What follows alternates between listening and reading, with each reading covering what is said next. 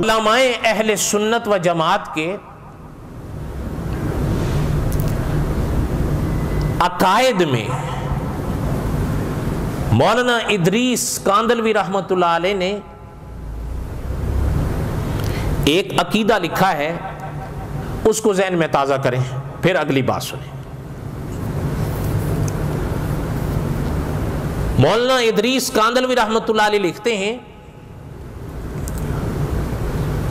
انبیاء کے بعد علیہم الصلاۃ والسلام، دھیان سے غور سے میری باتوں کو سنو۔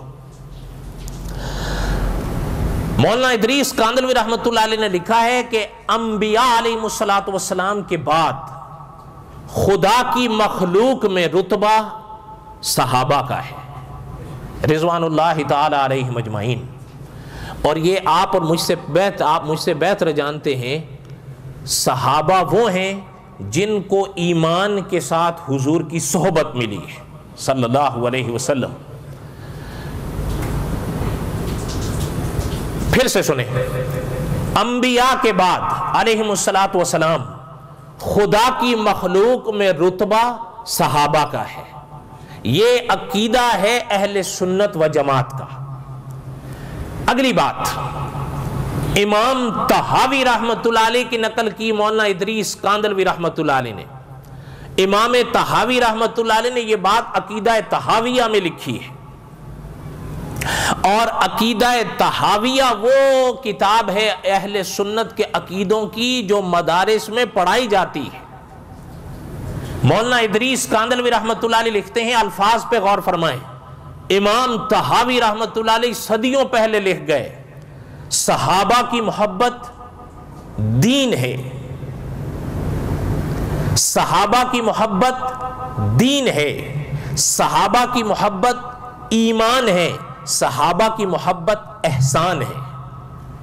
اگلی شک سنیں، صحابہ سے نفرت، خدا معاف کریں، صحابہ سے نفرت کفر، نفاق، عصیان ہے، یہ اہل سنت کا عقیدہ ہے۔ یہاں تک بات سمجھ میں آئی ہے؟ نہیں سمجھ میں آ رہی؟ تو غور سے سنیں، بات انشاءاللہ سمجھ میں آئے گی۔ میں پھر سے دوہرا دیتا ہوں، صحابہ سے محبت دین ہے، ایمان ہے، احسان ہے، اور صحابہ سے نفرت کفر ہے، فسق ہے، عصیان ہے۔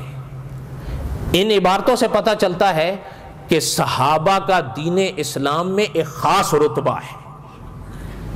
صحابہ کوئی ایسی جماعت نہیں کہ جنہیں نظر انداز کیا جا سکے۔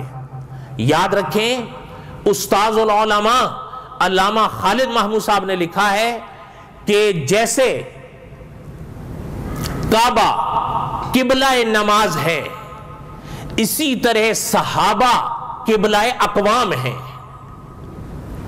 کہنے کا مقصد یہ ہے کہ صحابہ اکرام رضوان اللہ تعالی علیہم اجمعین کی آقا صلی اللہ علیہ وسلم کے دین میں ایک خاص مقام ہے۔ صحابہ اکرام رضوان اللہ تعالی علیہم اجمعین کا دین اسلام میں ایک خاص مقام ہے، اور کیوں نہ ہو، علامہ دوست محمد قریشی رحمۃ اللہ علیہ نے لکھا ہے کہ دین اسلام کے حضور کی نبوت کے گواہ صحابہ ہیں۔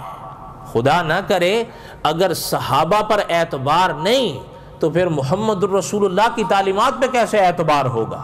اس لیے کہ حضور کا دین تو امت کو صحابہ کے واسطے سے ملا ہے، اگر واسطے پہ اعتبار نہیں ہے تو پھر تعلیمات پہ کیسے اعتبار کریں؟ کہنے کا مقصد یہ ہے کہ صحابہ کے لیے اہل سنت کے عقائد میں دین اسلام کی بنیاد پر خاص مقام ہے۔ یہاں تک بات سمجھ میں آئی ہے؟